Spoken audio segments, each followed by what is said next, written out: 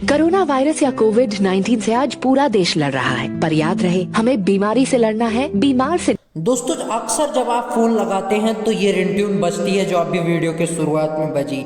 लेकिन क्या आपने कभी ये पता लगाने की कोशिश की है कि इसके पीछे आवाज़ किसकी लगी हुई है? जो कॉलर ट्यून आप सुनते हैं सुबह शाम दोपहर कभी भी फ़ोन लगाते हैं तो ये कॉलर ट्यून बजती ही बजती है। और ये आवाज़ किसी है, क्या आपने कभी सोचा है? दरअसल ये आवाज़ जसलीन भल्ला की है, जिसकी इमेज आप अपने मोबाइल स्क्रीन पर अभी देख पा रहे हैं। इन्हीं की वो आवाज़ है। अगर ये फैक्ट सुन के आपको हैरानी हुई है तो हमारे चैनल को सब्सक्राइब जरूर करें।